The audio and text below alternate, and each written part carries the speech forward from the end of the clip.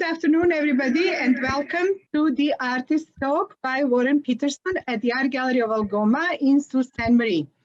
My name is Jasmina Jovanovic. I'm the Executive Director of the Art Gallery of Algoma, and it is my great pleasure to welcome the artists today, as well as the staff. Here is Kirstiana Bordas. She's our Public Engagement Coordinator, and Sarah Cadberson, who is our Curatorial Assistant.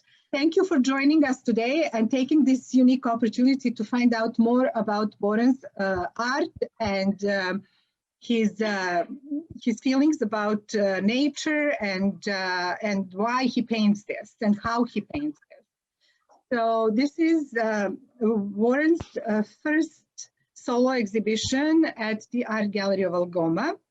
We hope that through this talk you will be able to find out more about this artist and his beautiful landscapes. Warren was born and spent his first years in Toronto, but over the years, with his young family, he moved to the Soo, and right now he is living actually just about 45 minutes drive outside of the Soo, on the shores of Lake Huron on St. Joe's Island.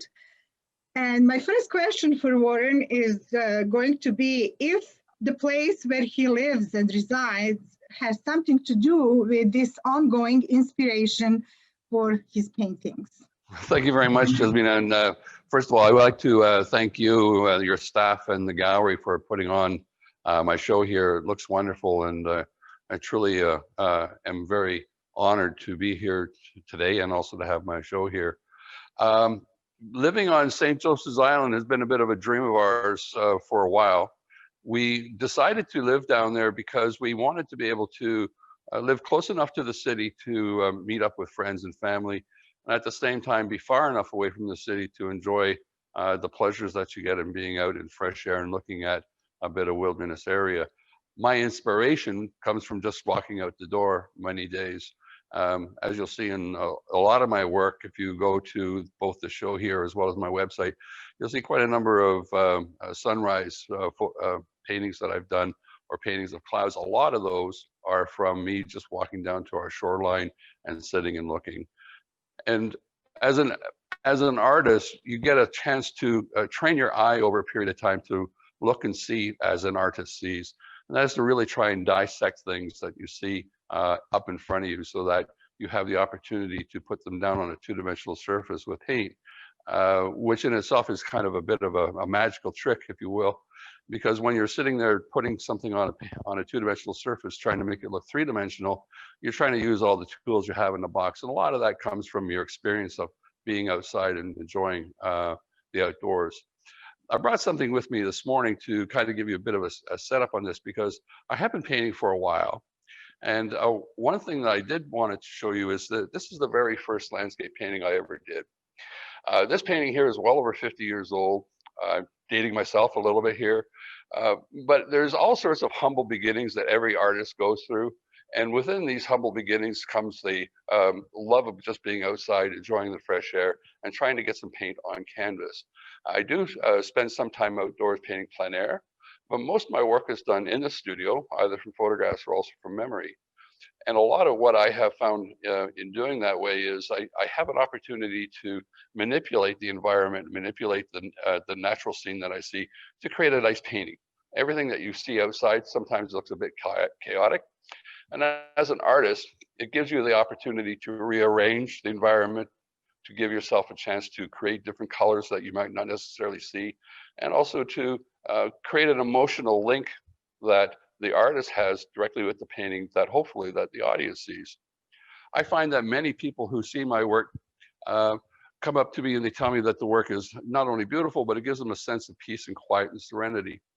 And I don't mind that, because what I do find is that when you're looking at the natural world, it does give you a sense of peace and serenity. In trying to make some sort of understanding or complex from the complex scene that you're seeing in front of it, is something that I do as an artist. I'd like to take you around the corner here and show you one aspect of that.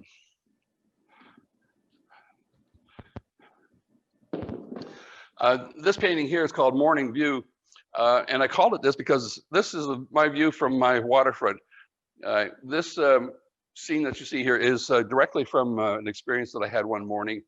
And one thing I will mention to you is that when I do paint larger paintings like this, I try to blend the colors in a little bit more actively that you would not find capable to do with acrylics. And I do what's called a retarding agent to make the drying time of acrylics a little bit longer. So a lot of the passages that you see here blended together, if you were doing this without having this retarding agent in there, would start to look a little chunkier and a little bit more hard line. And that's not the feeling that I'm looking for, not the emotion I'm trying to connect here. What I'm really wanting to do is connect the viewer with this scene that I saw that I thought was very beautiful at the time. And I get a chance to see these type of things on and off by living down on the St. Joseph's Island. Now, anybody can see this type of scene anywhere that they live. Just go outside in the morning when dawn is happening and enjoy yourself outside. You got to get out of bed to do it, though. We're going to move over here. I'm known for painting clouds, and as a painter of clouds, the major thing that I would want to try and convey with them is that they all are different. They all have different characteristics and different personalities. Within that context, they also need to be painted pretty fast when you're painting with acrylic paints, as all these paintings are. Acrylic paint is a water-based paint with a polymer emulsion that has a tendency to dry within 10 to 15 minutes. When you're painting clouds with a large canvas such as this, I will start off with painting the sky in here, and I will then come in and paint the darker area here with a combination of cobalt blue, some raw umber, and a little bit of titanium white. That will basically outline the major cloud shape that you see here. And then I'll come in with the white, half white, half yellow over top of that to create a little bit of the characteristics or I would say the ridges and bumps that you see here on the painting. These are little small happy accidents that happens when you put the brush down on top of the canvas. Because they act like that, they are also very random. And because clouds in themselves, when you're looking at them up in the sky, a lot of the shapes that you see there are quite random. And I wanted to be able to convey the emotional aspect of looking up in the sky and seeing a cloud. So I paint very thinly. A lot of what you see here is a great number of layers of glazes that go on the canvas, color upon color, passage upon passage, thinly with a little bit of thick over top of it, then thinly again over top of that, so that over a period of time, that this brings it back to looking somewhat real. I try to create a sense of reality with my paintings, and in fact, many people have told me that they kind of look like photographs. I don't mind that, but when you get up close to my paintings, you'll see that they're actually quite painterly, because I try to let the viewer, you, look at my painting and try to complete it in your own mind by using your own experiences with either looking at clouds, looking at trees, looking at water, so that you as a viewer become part of the scene that I put in front of you. That's one reason why I don't have people in my paintings. I want the viewer yourself a chance to put yourself directly in that spot at that particular time, with that particular moment, and that's environment that you see, so that you can enjoy the experience of thinking about being there and what that might mean to you. We're going to go over to this one here. By the way, that painting is called Morning Delight. This painting here is called Big Berg Twillingate. Interesting story behind this particular scene. My wife and I had an opportunity to spend 2 weeks in Newfoundland in June 2019. Did a tour of the whole island. We went specifically to try and find out to get the experience. And I had a great pleasure of seeing this big iceberg, about 2.5-hour boat ride out from Twillingate in the Atlantic Ocean. It was actually grounded in 600 feet of water. That means it was sitting on the ground, on the bottom of the ocean, 600 feet of water, and was raised up over 200 feet above us. So it was almost 800 feet worth of ice sitting here in front of us when we were going around this berg for about 35 to 40 minutes. We spent in the boat traveling back and forth around and around. I took many, many photographs of this. One thing I tried to do with this particular painting here, this is a small canvas, but I pulled the size of the berg itself outside the canvas frame right now to help create the illusion of greater size, if you will. This painting here also represents for me a bit of an interesting thing, is that this is actually on the farthest east coast of the East Coast that we can almost get. And there are paintings in here that are from Vancouver Island, which is on the farthest of the West Coast that you can possibly get. So within the show, it's a coast-to-coast representation of some of the scenes that we have. But a lot of the work that is in the show today is from this particular area in Algoma, which gives me a tremendous amount of inspiration. A lot of that generated from my early introduction to the group of 7 and how they use the Algoma as a stepping stone for creating the icons that we see today in the art, as art represents Canada, and how they interpreted that particular part of the landscape in their own individual way. Very much inspired by going to places like the Agua Canyon, up to Pacassaw National Park, down a little bit towards the Georgian Bay area. A lot of that area that you'll see here is directly inspired, is provided inspiration to a lot of these paintings that you see. Moving over to this one here, on the far wall. This painting here is called White River Rapids in Pacassaw National Park. Pacassaw National Park is a true wilderness park located on the shores of Lake Superior, about 4.5, 5-hour drive north of Sault Ste. Marie. It just so happens that my youngest son is a park ranger here. We had the opportunity for him to take us out into the park to see a lot of different scenes. This scene here is from the, I think it's called Suspension Bridge over top of the river that you see here. Most of what you have in this area here today is basically dry. There's nothing there at this particular time. So this is a scene that came from the spring when we were down there. I have received more comments from people on this particular painting than I received in many others. And a lot of those comments are telling me that it feels like the spray from this river is getting in their face. I had somebody the other day say that I was wiping the water off my nose from the rapids. This area that you have here was painted similar to how I paint clouds. On my YouTube channel, I have a number of short videos on how I paint clouds, including how I use a little trick, which is called the finger, by smoothing out a number of areas that you see on the cloud paintings, which creates a lot of soft edges. I did the same thing with this particular painting here. Put a lot of paint on the end of my hand, put it on the canvas, and start moving things around over top of the painting.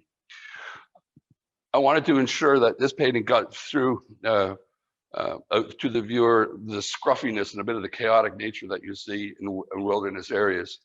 And a lot of these places that you see here are not necessarily places that you would want to go all the time, but when you do go there, it's going to be one of those jaw-dropping moments that you look at and you go, aha, now I understand what being out in the wilderness and enjoying the great outdoors is all about.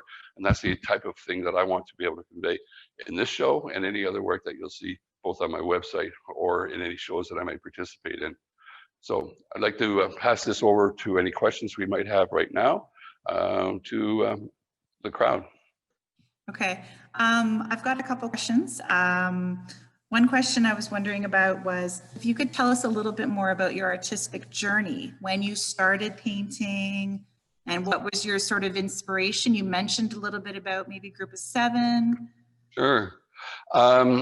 I would say that my artistic journey began as a very young child with me enjoying the backseat of a car on weekends with my parents heading up to the Muskoka areas from Toronto, where I was living, for a weekend fishing trip with the family.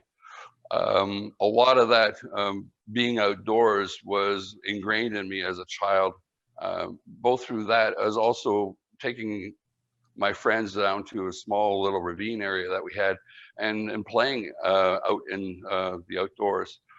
That said, being outside and looking at everything that you see in nature really instilled on me a greater sense of trying to want to understand it a little bit better. So as part of my overall artistic journey, I've been using paint as a way to explore beauty, as I see beauty in the natural world. And I try to convey a lot of that in the work that I do. I moved from Toronto up to the Brampton area with my wife when just after we were first married. Had a chance there to go out and see some of the area that's down in the eastern or the western part of Ontario there. I find my great inspiration comes from being in the Canadian Shield, though. The rocks, the trees, the waters, those type of things get me excited. Seeing a large white pine sitting up on top of a tree, sitting on top of a rock, and nothing else around it, makes me wonder, says, how did that thing grow?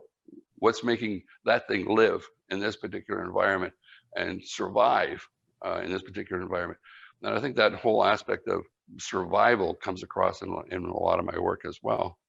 So the journey from there went to high school, and I did a lot of art in high school. I had an art teacher in high school who was a bit of a mentor. He had a after school painting class that we all went to, where I started to play and paint in acrylics.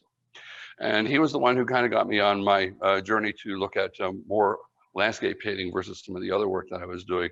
And he was also the person who introduced me to the group of 7 back then as well. I'm a self-taught painter. A lot of my work that you see here is done through trial and error. In 50 years worth of error, I had an opportunity to learn a bit. And a lot of that is a cumulative knowledge that you get over a period of time that frankly, I like to pay forward in the workshops and some of the teaching that I do as well. I went to Humber College as a young man to take advertising and graphic design. And that course there gave me the opportunity to utilize a lot more understanding of how composition and arranging elements within the environment of a 2-dimensional plane can create something very pleasing. And I use a lot of that today in trying to create nice compositions and trying to make sense of the landscape that's out there. Because when you're sitting outside, you're trying to do a painting of the landscape, nothing's all sitting there waiting for you to paint exactly the way you want to paint it. Very rarely do you find a motif out there that is going to sit down and go, yes, I want to get that exactly the way it is today. You're always trying to rearrange it, or there's some rock or tree or building or something in your way. I like to paint something what I call the unpeopled landscape, mainly because I find by placing myself in the picture plane and trying to convey that to people, they get an opportunity to join me in this adventure and not necessarily look at that house and say, it's my house, I'm going to live there. I'd rather them take a look at that scene and say, I'd rather build my house there because I like the scene. From there, I moved into many different careers as an art director, creative director, moved on to the marketing side of the advertising business. I spent 25, 30 years in marketing and advertising management in many major companies, always having my finger in the creative side of the business. So within the context of major corporations and working with advertising agencies on major campaigns, directing creative people on how the brands that I'm managing at the time need to be conveyed to the consumer. A lot of that is rubbed off on me sitting in front of an easel and painting something, because I'm always trying to convey something to somebody, and that is the emotional context of the paint and the scene that I'm trying to create on a 2-dimensional surface.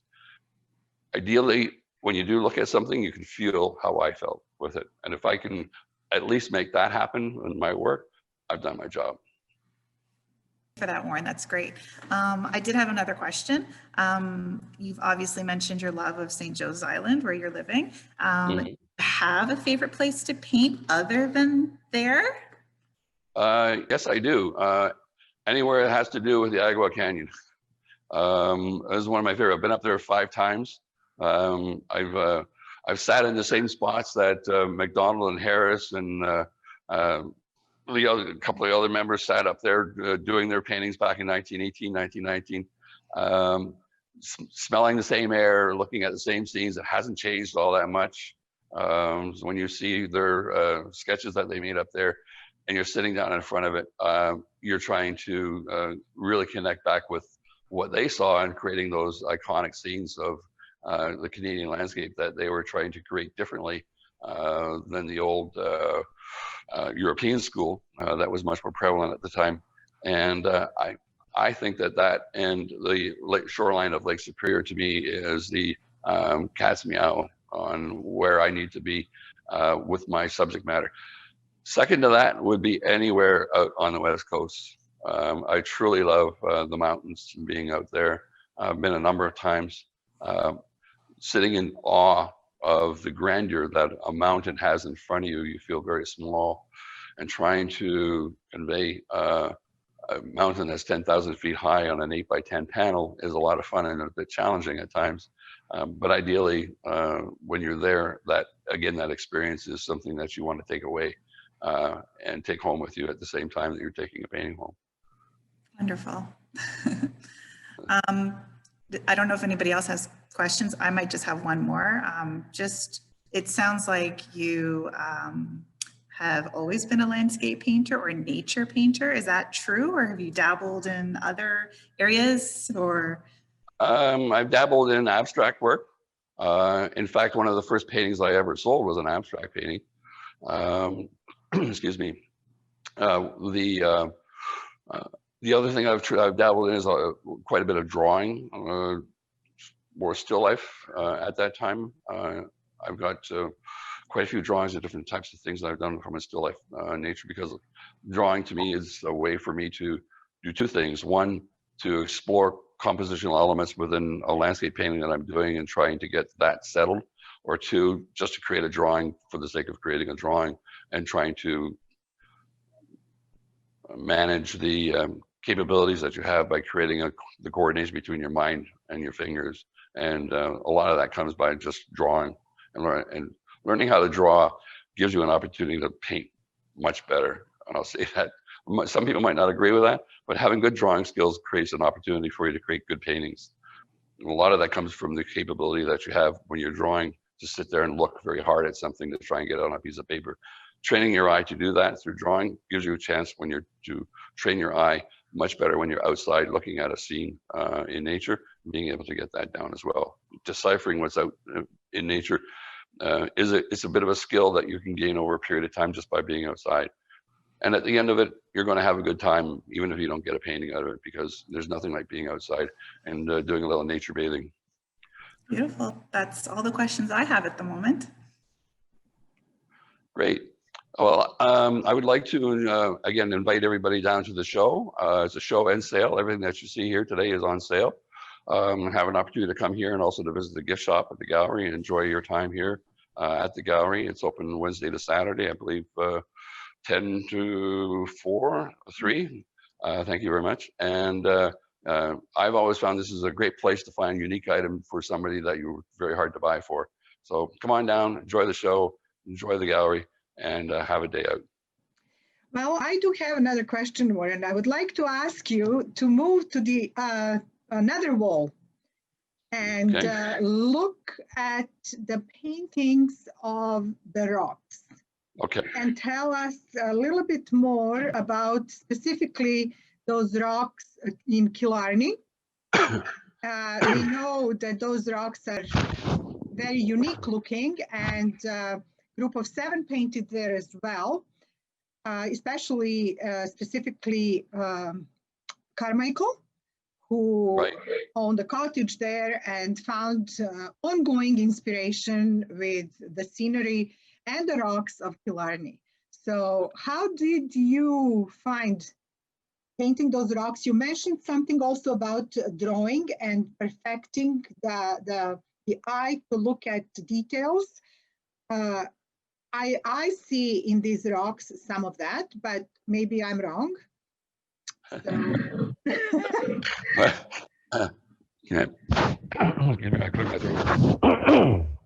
Sorry about that, folks. Let's move over to this one over here, I think, what Jasmine is talking about. This painting here is, I call this Fall Top of Killarney. This is a very well-known view from what they call it, but it's called, the trail's called the Crack, and it's overlooking a number of the lakes that you have in Killarney Provincial Park, which is located just south of Sudbury. This park, or this area, which is also known as the Cloche, was a favorite painting spot for Franklin Carmichael, one of the group of 7. A.Y. Jackson also came up here and did quite a bit of work as well. The rock I believe that you're talking about, Jasmina, is the white quartzite that you see here, which is speckled throughout the whole area there, is very unique to this area of Georgian Bay and the upper part of the Lake Georgian Bay moving into Lake Huron system. This park sits off the east end of Manitoulin Island as well. Interestingly enough, the island that I live on, St. Joseph's Island, is at the other side of Manitoulin Island. It's the 2nd largest island in the Great Lakes. It's actually the 2nd largest freshwater island in the world, next to Manitoulin. These rocks, they're known as La Cloche because when you bang them with a piece of steel, they sound like a bell ringing. And that was the French coureurs de bois who were coming through here back in the fur trading days found this out. And this, I've done this scene in many different formats, many different sizes. It still fascinates me because it's one of those places where you can sit on top of a mountain and look very, very far into the distance and to get a sense of the grandeur and also the complexity that a park such as this can present to an artist. You have large trees in the foreground, beautiful water, in this case the fall scene, moving back to the mountains in the background that have been pushed back in the distance visually by using a lighter blue color here, and then the white quartzite rock here. If you take that and you move over to here, this painting here is called the North Wind, excuse me, and this particular scene is one that I saw on a bit of a boat trip in around the Galway's Bay area near St. Joseph's Island. It's very close to where I live. I didn't know that this existed until I went on this boat trip with friends of mine, came around the corner, and we saw this large rock with this lonely looking tree sitting on top of it.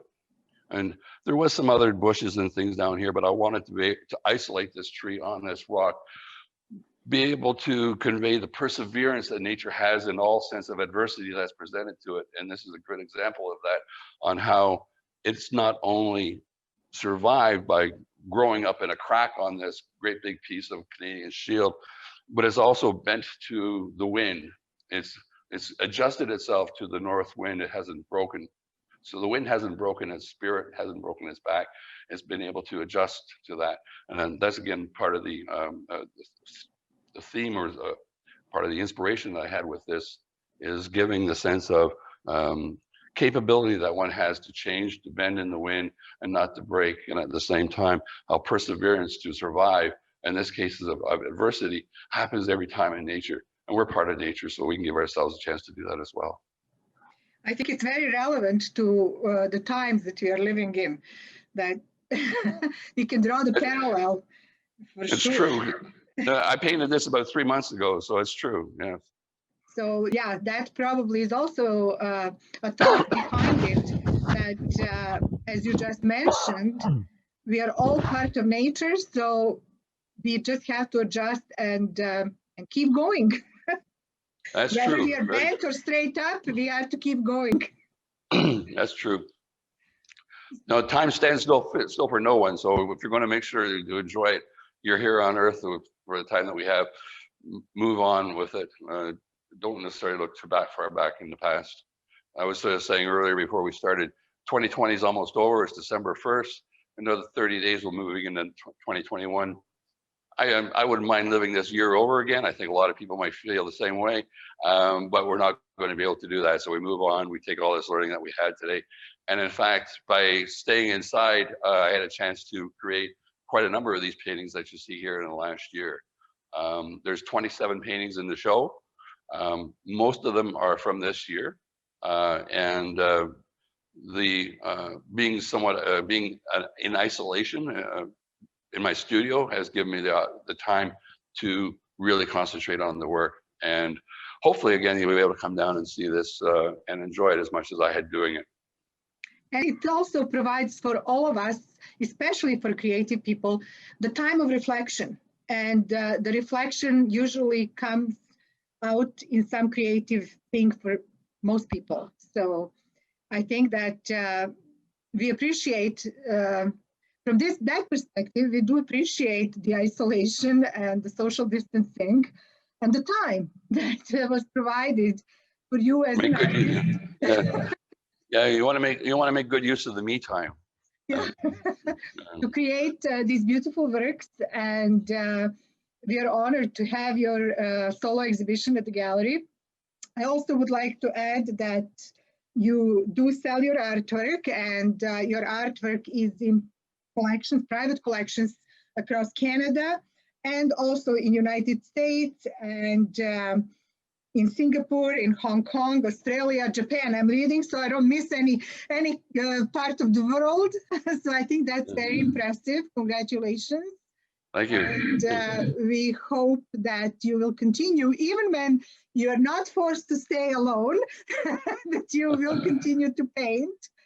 So I just want to end by asking if you want to say anything about, if you have any future hopes, desires, dreams, aspirations in terms of your artistic career. Wow. To have another year on Earth to be able to do it, I guess. That's a good answer. And then some. I would like to say that my artistic journey has been one of a lot of trial and error, as I was mentioning earlier, and it's also a lot of fun. I find painting to be fun. It's a great pastime. It's a skill that you can learn that will carry through for the rest of your life. It's not something that you can easily forget. It just takes time and practice to be able to get to whatever level of skill level that you're trying to get to. Most of all the work that you see here is realistic in the sense that it is a scene that you can easily understand. You don't have to spend too much time trying to figure out what it is. But it also gives you an opportunity to see how the emotional aspect of being in nature can give you the sense of a greater sense of serenity through the beauty that we all get through nature in itself. And hopefully that show comes across at that. If you'd like to see more of my work, you can find me online at www.warrenpetersonart.com. I also posted on that website all the paintings that you see here today. I believe there's going to be a video of this particular presentation available later as well. And I have a chance to post that for anybody who hasn't had a chance to catch on it. And if you have any questions, you can always reach me through my website and also through the social media buttons that are on that website. I'm on Facebook, I'm on Twitter, I'm on Instagram, you name it, I'm on it. And trying to get out there and create a bit of a name for the work that I'm doing. And at the same time, if somebody wants to pick something up to add to their collection, I'm more than happy to help you out.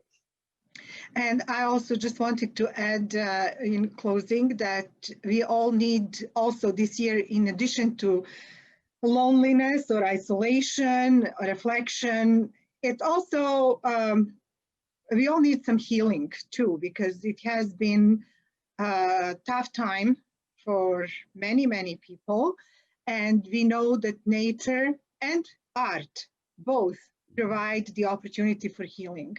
And that is utilized by a lot of artists in the past throughout human history, and as well as the viewers. So we do invite you to come. We are going into the winter, the darkest month of the year, December, beginning of January. So please come to the gallery and immerse yourself in the beautiful nature of Algoma and beyond, in these paintings by Warren Peterson. And we'll put some happiness on your wall as well. Exactly. and yeah, provide yourself that safe place where you can contemplate, reflect, and maybe find some healing. So I think that I don't know if, Sarah, do we have any other questions from the audience? Okay. So I would like then to thank you, Warren, and congratulate you again. And Thank thank you. everybody who found the time today to join us. And hopefully this enhanced in some way your lunch hour.